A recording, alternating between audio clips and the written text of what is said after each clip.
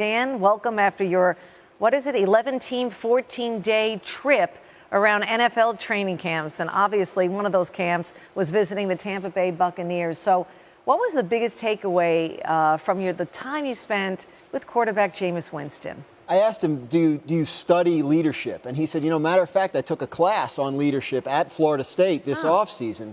And I said, well, what led you to do that? And he laughed. He said, I'm trying to graduate. But he said, made me laugh. He said it's important to him. And he's definitely someone who wants to project the image of a leader, who wants to project the effectiveness of a leader within the walls of that building. And he takes it seriously, so he's this whole thing where he's in the building by 5:45 before anyone else is. I mean, that stuff matters to him because he knows how it's going to be received by his teammates. Yeah, so is that the whole thing about Winston wanting to be image conscious? Is that one of the examples of that being in early, like showing and displaying that through his actions? Yeah, image conscious, but not necessarily about his public image as much as his image within the walls of that building. What his teammates think of him, what his coaches think of him. So he said, look, this idea of being the first one in the building, it matters because someone else might see it. Someone else might see it. If my car is the first one here every single day, that clicks in someone's head and they say, well, maybe I need to start getting here earlier. So, he understands that what he's doing is to some degree for show, but the show is for the teammates. The idea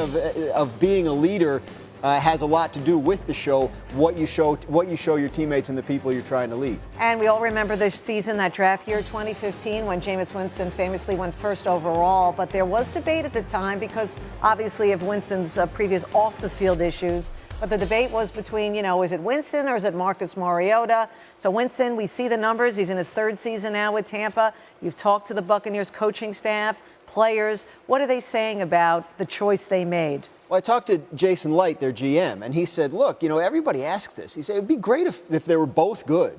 He said, if I were a GM and Marcus Mariota were my quarterback, I'd be fired up. But he said, we felt like this team, this town needed this sort of charismatic leader type. And that's what Jameis Winston showed them in the draft process, that he was this kind of a leader. And I think they just kind of fell in love with that. Dirk Cutter, their head coach, who was the offensive coordinator at the time, told a story about how they had him in for the visit. Quarterback coach took him down, did a 90-minute install with him, and then they had a bunch of other meetings and lunch and whatever, and then after about a couple hours, they had him spit it right back to him, and he said, talk about what Field said about football IQ. He said that's when he knew about that. So they fell in love with him during the draft process and convinced themselves he was their guy. Reading your story on ESPN.com, that his teammates are also showering Winston with tremendous praise, including his favorite target, Mike Evans. So what is the gut feeling that you're getting that impresses his teammates the most about Jameis? Everybody kept saying he's authentic. I talked to Noah Spence, who's their second-year pass rusher. He said, you see the locker room speeches, they post on the website. And he said, right. There's more than that, and it's all legit. You never feel like he's putting on airs, and that's important to him too. He said, when I talked to him, he said, people, nobody likes a fake. And so, that's something that you learn when you do study leadership and take courses on it, as he does, is to be yourself. And I think that's what it comes naturally to him.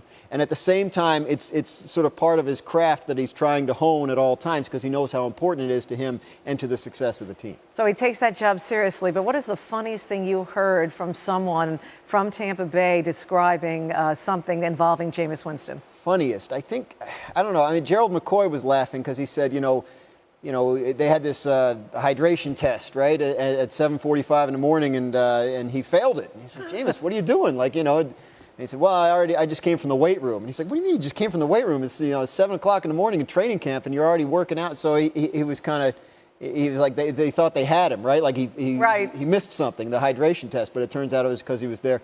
But again, that's just him, I think, probably trying to communicate to his teammates, like, hey, let's go. Let's get up early and get it done. I still think the funniest thing was that, he's taking a leadership course in the offseason. Why? Because he needed to graduate. You need to graduate. That's reality and funny at the same time. Absolutely.